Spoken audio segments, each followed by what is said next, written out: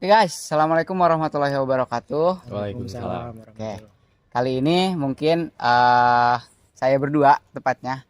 Saya Sepergi Dwi Cahyo dengan mungkin nomor NPM 2121222079 dan rekan saya. Raihan Gantino Wibawa dengan NPM 2121222052.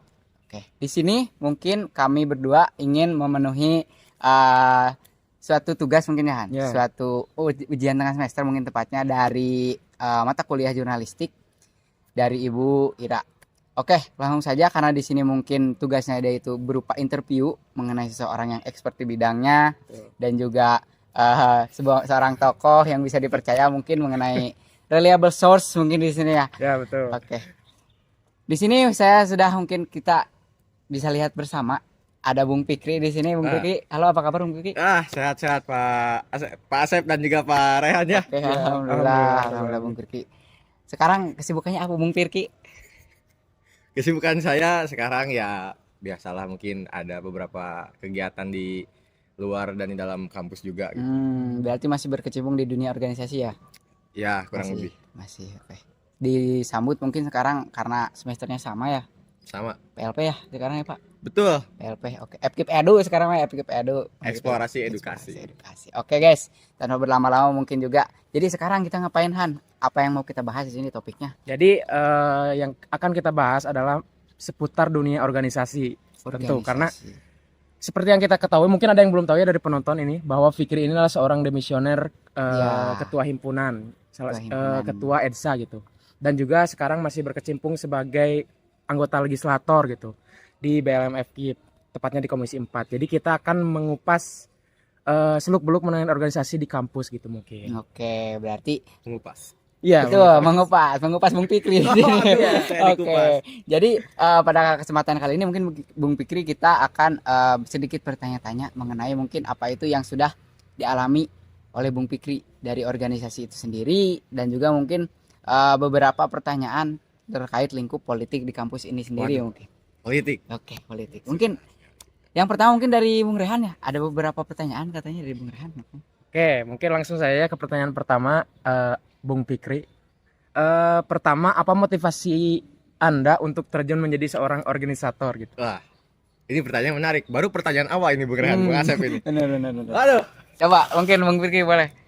berbicara tentang motivasi gitu ya. Ini berarti kan berbicara tentang subjektivitas gitu. Ya. Bahwasanya nggak semua orang memiliki motivasi yang sama, terlebih akan sesuatu yang mereka tekuni atau mereka akan dapatkan gitu. Untuk diri saya sendiri, motivasinya sebetulnya sederhana, bahwasanya ketika saya berada di ruang lingkup kampus, saya hanya bertanya-tanya saya mau jadi orang seperti apa ke depannya gitu. Karena saya semenjak SMA dan SMA, bukannya saya meremehkan hal-hal di luar akademik, tapi ketika saya berkecimpung di luar hal-hal tersebut, saya merasa bahwasanya saya tidak menemukan jalan. Saya tidak menemukan diri saya sendiri seperti apa gitu.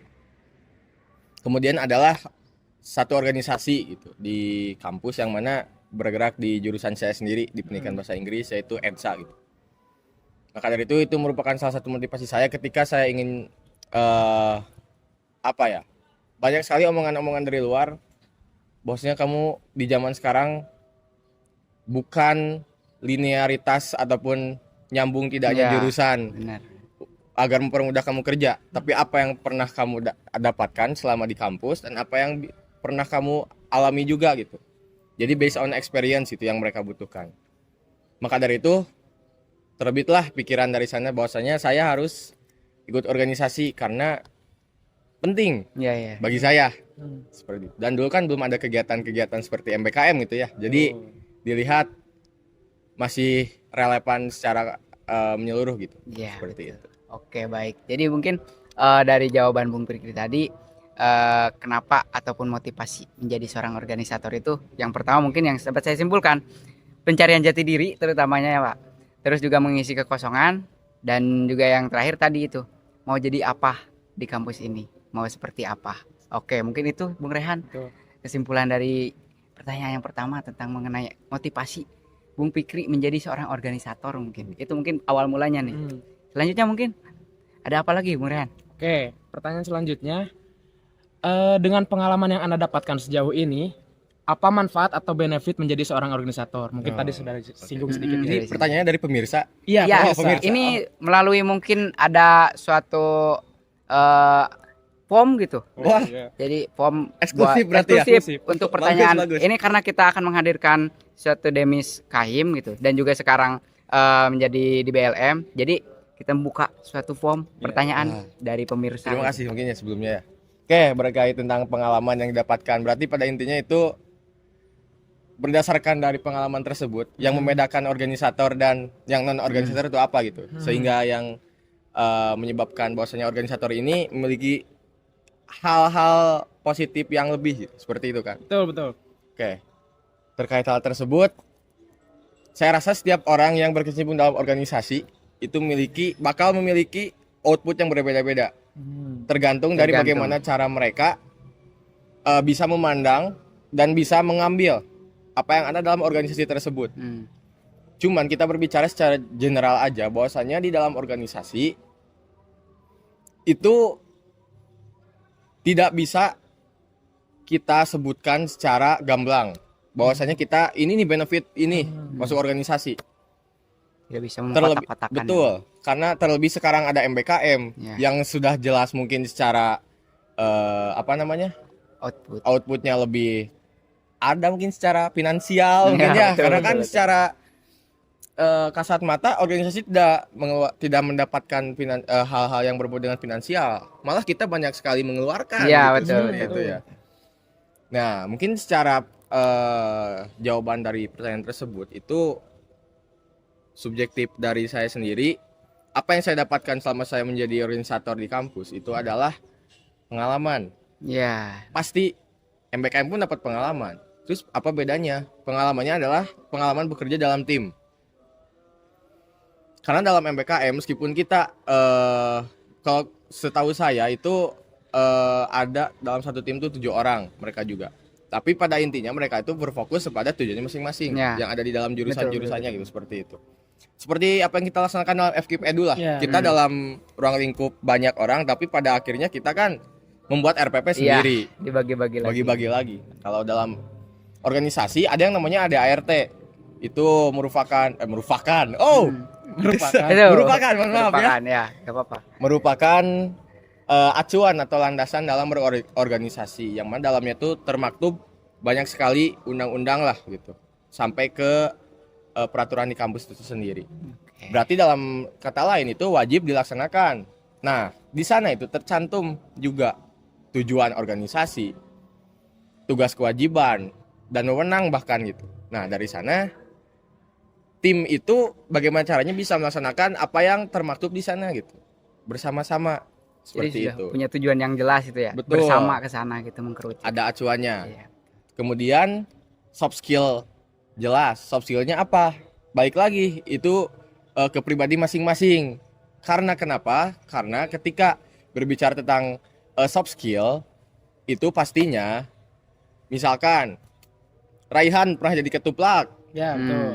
Terus misalkan Asep tidak pernah gitu ya. Ya. Nah, berarti Raihan pernah punya pengalaman gitu ya jadi Ah, ketuplak. betul, betul. Asep pernah jadi korlap misalkan. Raihan tidak pernah, berarti Asep pernah mengkoordinir Iya, benar. anak-anak dalam satu Benar, acara. benar.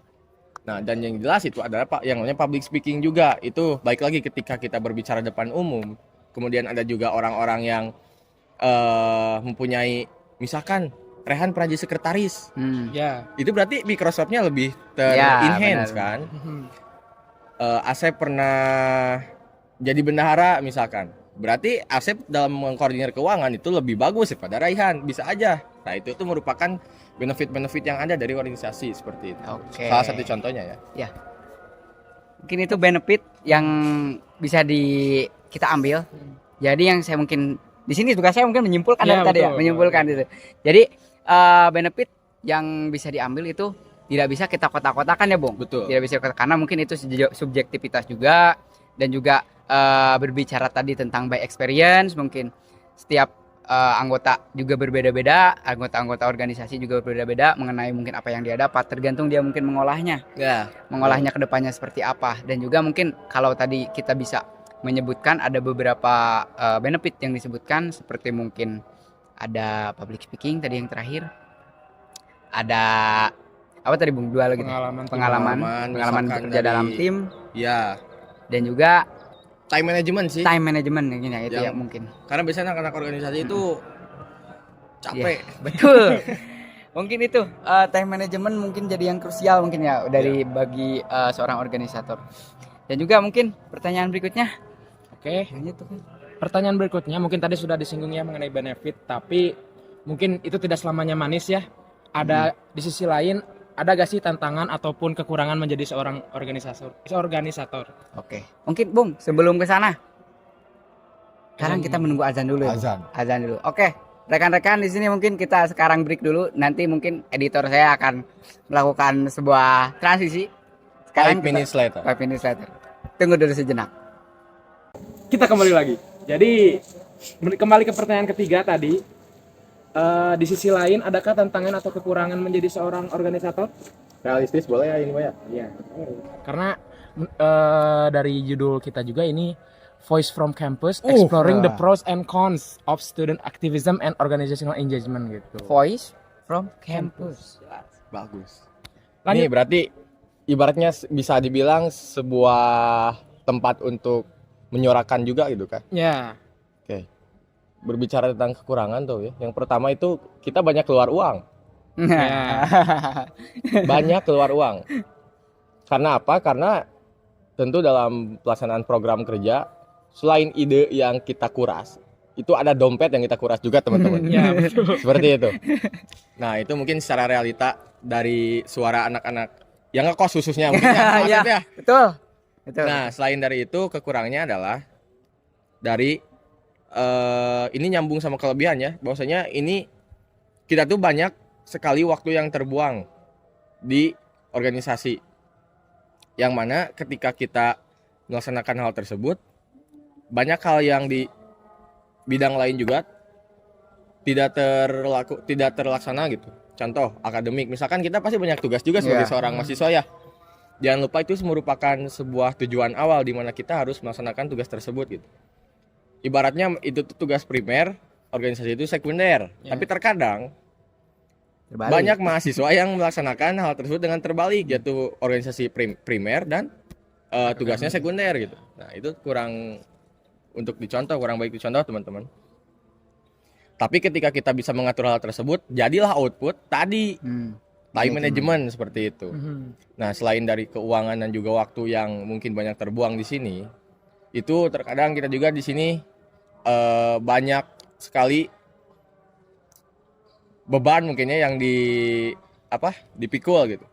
Karena terkadang orang-orang tuh banyak menyimpan stigma, banyak menyimpan paradigma terhadap orang-orang organisator. Misal Asep anak ETSA gitu kemarin ya misalkan. Terus wah iya anak ETSA pasti pinter ya, wah iya pasti aktif ya pasti gitu kan. Padahal tidak semua orang kayak gitu teman-teman. Nah tapi ketika kita mendapatkan hal tersebut harusnya kita menjadi role model. Baik lagi ketika kita mendapatkan pandangan sebagai role model, itu merupakan hal yang berat sih menurut saya pribadi gitu. Bahwasanya kita harus membuktikan hal tersebut gitu. Seperti itu. Oke. Jadi mungkin kita ketika berbicara tentang realitanya tadi Itu tantangan, mohon maaf yang terakhir ya. Yang kedua awal itu kekurangan. Kekurangan mungkin berbicara tentang realita tadi mungkin selain juga ide kita yang kita mungkin sumbangkan gitu ya. Betul. Mungkin sedikit dari dompet kita juga kita sumbangkan kepada organisasi gitu ya. Itu mungkin itu yang sudah kita rasakan bersama mungkin ya, betul, seperti betul, itu. Dan juga yang kedua tadi kekurangannya mungkin di waktu yang banyak terbuang. Ya. Ya, tapi ketika mungkin kita balik lagi bisa mengolah hal tersebut, itu bisa menjadi sebuah output yang bisa mungkin menjadi benefit makanya. Betul. Ketika kita bisa mengolah itu, time management lah dan lain-lainnya. Dan juga mungkin yang terakhir tantangan yang didapat dari seorang organisator mungkin yang tadi berupa tanggungan moral mungkin ya. Betul. Tanggungan yang dipikul setiap orang-orang yang masuk ke dalam organisasi, sehingga mungkin sudah ada cap dia itu sebagai role model gitu. Pasti. Dia itu aktif, baik dan lain-lain mungkin Agent of seperti change. itu. Agent of change mungkin dan lain-lain. Oke, mungkin itu ada beberapa yang kita kupas, 3 dari awal mungkin sebagai mungkin pembuka ya. Ya. Mungkin saya lanjutkan menjadi mungkin lebih ke dalam lagi. Semoga saja gitu lebih Ya. ke dalam mengerucut. Berbicara tentang mungkin organisasi Ormawa di lingkungan kampus itu pasti sangkut pautnya atau bersinggungan banyak dengan lembaga. Betul. Pasti itu ya kan. Apalagi sebagai ketua pasti Ya. mengetahui secara pasti lah. Jadi ketika mungkin kita berbicara Ormawa di Universitas Siliwangi sendiri, apakah itu sebenarnya didukung oleh lembaga gitu? Misalkan ya dari beberapa mungkin aspek dari pendanaan, dari legalitas atau semacamnya gitu, perizinan mungkin. Ya. Seperti apa itu? Baik, terkait hal tersebut bisa dibilang miris mungkin ya. Saya berani bilang miris di sini mungkin karena di Unsil sendiri ketika saya berbicara dengan beberapa kampus, contoh di UPI Bandung, kemudian di UIN Bandung, kemudian di Unair, bahwasanya di ketiga kampus tersebut ketika saya mengcomparing, di sana tuh sangat amat didukung oleh lembaga, baik lembaga di pihak jurusan, fakultas, kemudian juga di universitas gitu. Bukan berarti di kita tidak didukung, hanya saja secara dukungan itu tidak optimal menurut saya. Contoh dari pendanaan, kita didanai, dan bukannya saya tidak bersyukur, tapi melihat realita yang ada, ketika kemarin berdiskusi dengan pihak dekanat, itu pendanaan Ormawa itu dikekang sebetulnya gitu. Karena dana yang diberikan oleh kampus itu dana online, dana untuk program online. But in the other hand, kita sekarang melaksanakan program kerja itu secara offline gitu. Tatap muka. Kita memerlukan ATK secara langsung gitu, bukan yang ibaratnya hanya Zoom premium seperti itu. Nah, dalam hal tersebut berarti ada harga-harga yang harus kita pangkas untuk ibaratnya dana yang kita punya, yang kita butuhkan harus diperkecil gitu, agar tidak mengeluarkan banyak uang seperti itu. Itu satu. Mungkin yang kedua juga dari segi legalitas mungkin ya. Dari legalitas alhamdulillah mungkin dari semua ormo yang ada di sini menurut saya sudah mendapatkan hak-haknya, legitimasi itu tersendiri dari setiap bagian yang ada di kampus, baik itu jurusan, fakultas ataupun universitas tersebut. Cuman ada lagi yang mungkin menjadi keresahan mungkinnya di sini, yaitu terkait bukan apresiasi mungkinnya, tapi terkait dukungan secara moral. Ketika saya comparing lagi dengan 3 kampus tersebut yang notabene sudah BLU dan kampus berbadan hukum, di sana itu ibarat kata mereka sedang melakukan kegiatan. Kampus kan biasanya kegiatan dari maghrib sampai subuh ya. Kemudian besoknya jam 7 ada mata kuliah misalkan. Ketika tahu bahwasanya si anak tersebut adalah seorang organisator dan dia sudah melaksanakan kegiatan di malam hari, yang notabene kita tidak mungkin kan melakukan politik kampus dalam suatu forum dengan tidak mengedepankan apa yang menjadi kepentingan kita. Betul. Khususnya kepentingan jurusan atau fakultas itu tersendiri gitu. Ibaratnya dengan kata lain kita berusaha mengharumkan nama kampus, mengharumkan nama jurusan, mohon maaf, ataupun nama fakultas. Tapi ketika kita tidak hadir di kelas gitu, malah suka kok nggak hadir gitu kemana? Malah dipertanyakan. Kita sudah misalkan izin Bu, saya sudah ada kegiatan ABCD gitu di malam. Loh buat apa gitu kan? Kamu kan harus belajar lah segala macam. Nah, kalau di kampus lain tuh berbeda gitu. Mereka memiliki privilege tersendiri gitu sebagai organisator gitu. Beberapa dosen dan juga beberapa pihak dari fakultas pun mereka mengerti ketika emang ada kegiatan organisator itu, mereka memberikan keleluasaan lah untuk mereka untuk melakukan kegiatan tersebut gitu. Karena setiap orang tuh memiliki caranya masing-masing untuk mengharumkan nama jurusan dan fakultasnya seperti itu. Karena di kampus juga tidak hanya diisi oleh orang-orang akademisi saja seperti itu. Untuk perizinan segala macam alhamdulillah pasti diberikan lah gitu. Bisa ditempuh melalui jalur yang sudah ditentukan mungkin ya. Pasti ada. Oke. tadi mungkin menyinggung sedikit terkait tadi bagaimana hubungan singgungan antara Ormawa di Unsil ini dengan lembaga gitu ya. Ya. Dari Ormawa-Ormawa terkait mungkin yaitu balik lagi mungkin kembali lagi pada status dari PTN-nya Ya. dan juga kembali lagi mungkin dari perizinan ataupun lain bisa ditempuh melalui jalur-jalur yang sudah ditentukan. Dan mengenai mungkin tadi pendanaan itu alhamdulillahnya mungkin ada, cuma harus bisa dalam akomodasi dan juga alokasinya mungkin karena Ya. mungkin ada beberapa yang tidak sesuai, tidak relevan dengan mungkin yang sudah kita usung mungkin ya selaku organisator gitu. Oke, selanjutnya mungkin berbicara tentang tadi kita sudah menyinggung ada organisasi akademik dan juga lain-lainnya, dan juga mungkin kasarnya kita sudah membuat strata gitu ataupun klasifikasi lah kasarnya gitu. Ada mahasiswa yang organisator, ada mahasiswa yang akademis, dan juga kita selaku mahasiswa juga tahu ada yang aktivis gitu mungkin ya. Nah, mungkin ini sebagai pembeda compare dari ketiga hal tersebut, kita tidak mencari mana yang terbaik karena itu mungkin pilihan dan subjektif gitu ya. Tapi compare di sini secara mungkin yang Bung Pikri pahami atau Bung Pikri anut nih sebagai organisator mengenai ketiga klasifikasi tersebut. Jadi mahasiswa yang aktivis itu kesannya seperti apa di kampus, yang organisator itu seperti apa menurut Bung Pikri, dan juga yang akademisi. Ya. Baik, pertanyaan bagus ya ini Bung Asep. Jadi pertanyaan ini saya simpulkan itu merupakan pertanyaan tentang peran di kampus mungkin. Peranan di kampus. Peranan di kampus ini balik lagi setiap kampus itu berbeda-beda. Di Unsil mereka itu tidak tidak melihat sosok aktivis itu adalah sosok yang mengedepankan hak-hak mereka tersendiri gitu. Mereka terkadang melihat dengan sebelah mata para aktivis yang ada di kampus ini gitu. Malah selalu melihat mereka sebagai orang-orang yang negatif dalam artian ya jarang masuk kuliah, kemudian nilai-nilainya kurang. Padahal kan yang baik lagi gitu. Setiap orang kan punya jalannya di sini gitu. Seperti itu. Nah, tapi ketika berkaca di kampus lain, bahwasanya para aktivis itu, mohon maaf, itu mereka lebih dihargai.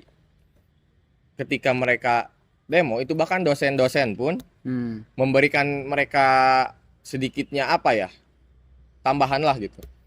Sok hati-hati waktu kalau kalian mau demo, terus kemudian dikasih uang juga gitu. Kalau misalkan kalian mau pulang, hati-hati segala macam lah gitu. Jadi adanya dukungan gitu, karena mereka tahu ketika mereka masih muda mereka melakukan hal yang sama gitu, seperti itu. Tapi ada hal yang negatif dari kampus lain dan positif di kita. Yaitu apa? Di kampus lain, organisator itu tidak dibedakan. Bukan di mata dosen, tapi di mata mahasiswanya. Kayak misalkan gini, Rehan itu organisator, kemudian kita berdua mahasiswa biasa gitu. Kita tuh melihat Rehan ya biasa aja, mau dia anak organisasi mau bukan juga gitu. Ya toh saya mau individualis, saya mau kuliah. Mereka tidak melihat kiri kanan gitu. Tapi di Unsil itu seperti apa yang saya sampaikan, mereka tuh melihat anak organisator itu kayak, kamu anak EDSA ya? Ih berarti kamu aktif. Nah, wah kamu pinter, kamu ganteng. Pasti gitu kan? Padahal kan tidak gitu ya. Nggak gitu, tidak semua orang seperti itu. Nah itu di Unsil gitu. Jadi adanya kesenjangan atau barrier yang bahkan mereka ciptakan sendiri, bukan sama kita sebagai organisator. Kayak kurang anak organisasi ya, ego kita mungkin kita membedakan diri sama yang non organisasi. Nah kayak gitu. Tapi mereka sendiri yang meninggikan kita gitu, seperti itu adanya pandangan-pandangan kolektif dari orang-orang gitu, yang mana menurut saya itu dari segi positifnya ya kita bisa menjadikan itu sebagai motivasi, negatifnya adalah beban bagi kita untuk membuktikan seperti itu mungkin. Jadi ada plus minus lah kampus lain dan kita gitu, seperti itu, dari peran mahasiswa tadi. Oke, seperti mungkin yang sudah kita ketahui bersama tadi mengenai jawaban dari Bung Pikri sendiri mengenai tadi adanya mungkin beberapa elemen dari mahasiswa di Universitas Siliwangi ada yang akademisi, organisatoris, dan juga aktivis. Itu mungkin kembali lagi tergantung kepada diri kita masing-masing, peranan kita masing-masing, dan juga kampus kita masing-masing. Karena beberapa pandangan itu bisa muncul dari aspek-aspek tersebut, seperti yang mungkin sudah tadi kita jelaskan, dari univ ini seperti ini, univ ini seperti ini gitu. Jadi komparasi dari beberapa sumber pun mengatakan itu bisa menjadi pengaruh terhadap mungkin peranan kita sebagai mahasiswa menjalani kehidupan kampus. Oke, mungkin karena kita tadi sudah berbicara banyak tentang apa itu organisator, mengenai dari awal ke Bung Fikri, motivasi dan lain-lain, hingga mungkin sekarang merucut ke organisasi tersebut. Mungkin ini mungkinkah ada sedikit saran gitu Bung, ataupun saran masukan untuk mahasiswa yang hendak terjun mungkin ke dalam bidang-bidang tadi, organisasi kampus, sehingga mungkin ada sedikit gambaran lah bagi mereka. Kan kita sudah mungkin menggambarkan adanya tantangan, kekurangan, benefit secara tidak langsung, secara mungkin itu garis besarnya gitu. Tapi mungkin ini dari pribadi Bung Fikri sendiri terkait mungkin saran mengenai mereka itu terhadap mereka. Oke, mungkin disclaimer dulu. Apa yang saya sampaikan itu berdasarkan apa yang saya alami, yang mana saya di sini bukan expert, tapi saya hanya berbicara tentang apa yang telah saya alami saja gitu. Jadi based on experience saja. Nah, terkait saran masukan, saya tidak bisa memberikan saran masukan secara ibaratnya gimana gitu. Dari pemateri lah layaknya gitu. Saya tidak seperti itu. Tapi saya hanya memberikan saran masukan dari ibaratnya kakak ke seorang adik, bahwasanya yang pertama harus kita lakukan adalah komunikasi ataupun banyak bertanya. Karena apa? Jangan sampai kita melakukan suatu langkah yang sifatnya pure aja gitu, organik gitu. Benar-benar organik ya, alamiah. Iya, tidak tanpa adanya pemikiran yang matang ataupun adanya bertanya dulu terhadap orang-orang yang sekiranya sudah pernah berkecimpung dalam hal tersebut gitu. Karena apa? Ketika kita masuk ke dalam organisasi, apa yang kita lakukan itu berdampak pada organisasi tersebut. Kita melakukan hal negatif, toh organisasinya gitu. Yang bakal itu siapa? Yang berisik ya. Mohon maaf ya guys. Mohon maaf ya itu teman-teman. Nah, jadi banyakin bertanya. Terlebih ketika kamu menapaki suatu posisi yang strategis, sangat amat bahaya sekali gitu ketika kamu melakukan hal ataupun menapaki suatu jalur tanpa memikirkan hal tersebut matang-matang gitu, karena nantinya bakal berdampak pada keberlangsungan organisasi tersebut.